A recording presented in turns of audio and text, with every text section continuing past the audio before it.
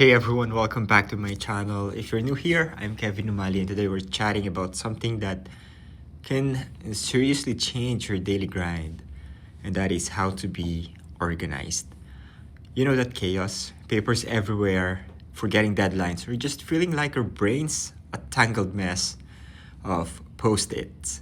Being organized is not about being a neat freak or buying fancy planners. It's about creating systems that free up your mind and energy for the stuff that matters. And trust me, it's a game changer for reducing stress and getting more done. To get us rolling, let's kick off with a couple of real life stories pulled from books that show how organization turn things around for people just like us. These are not fairy tales, they are relatable wins that stuck with me. First off, grab a page from David Allen's Getting Things Done. He tells this story about a high powered executive named Sarah, names changed, but the vibe is real, who was drowning in her job. Emails piling up, meetings back to back, and at home, it was the same mess with kids' schedules and forgotten groceries. She felt like she was always playing catch up, on the edge of burnout. Then she tried Allen's system, capturing every task in one trusted place, clarifying what needs doing, and organizing it all into actionable steps. Within weeks, Sarah cleared up her inbox, started sleeping better, and even carved out time for hobbies. Allen's book is full of these.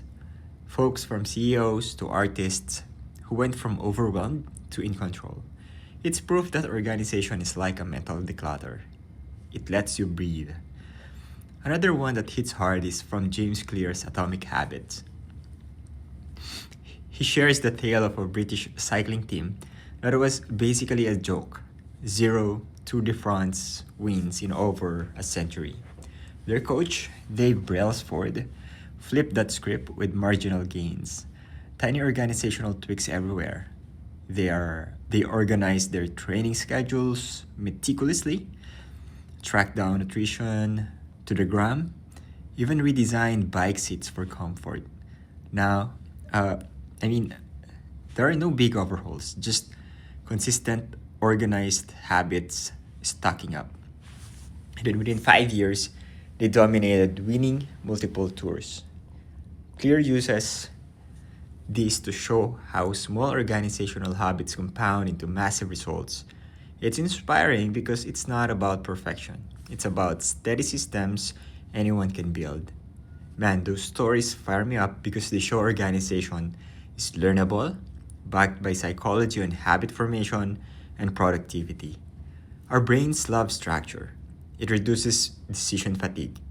Like what researchers at places like Harvard talk about. So, how do you get there? Let's break it down into 5 practical steps you can start right now. These are simple, no overwhelming overhauls, and they've helped tons of folks, including office workers, juggling endless tasks. First step, declutter your space and mind. Start physical, toss or organize that junk drawer or desk. Marie Kondo's method from her book, The Life-Changing Magic of Tidying Up, is gold. Keep only what sparks joy or serves a purpose. Then do a brain dump. Write down every task, worry, or idea swirling in your head onto paper or an app like Todoist. I also use Excel file as an accountant. It clears mental declutter. It clears mental clutter so you can focus. Try it tonight. You'll feel lighter instantly. Second, build a system, a very simple one for tasks. Don't wing it. Use a tool that fits you. It could be a bullet journal, Google Calendar, or the Eisenhower matrix. Sort tasks by urgent and important. In the book Getting Things Done by Allen, he calls these next actions. Always know your immediate step.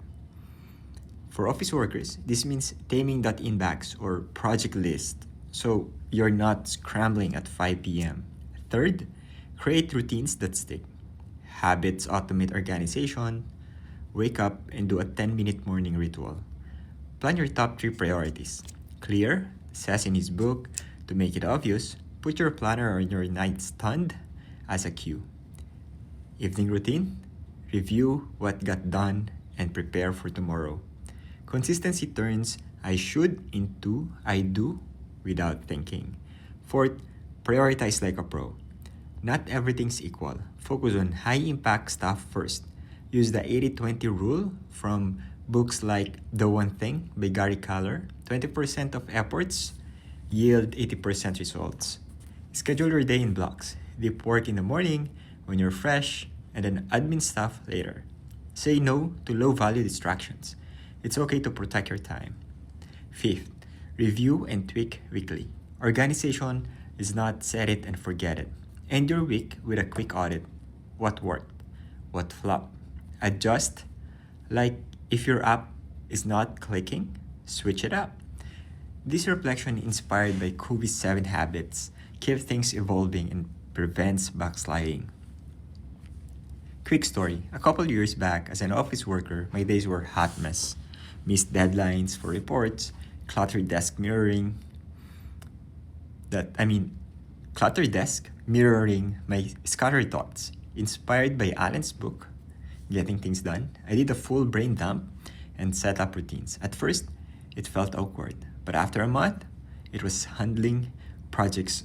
I was handling projects smoother, with time left for lunch breaks without stress. Now, organization feels natural, and it boosted my career big time. To wrap it up, being organized boils down to decluttering, systems, routines, prioritizing, and reviewing. It's not about being rigid, it's about freedom. So start small. Maybe that brain dump today. What's your biggest organization struggle? Drop it in the comments. I'd love to swap tips. If this helped, give it a thumbs up. Subscribe for more life hacks and hit that notification bell. Thanks for hanging out. You've got this. See you next time. And I also invite you to join my free email newsletter. Just visit kevinumali.com/free. See you there.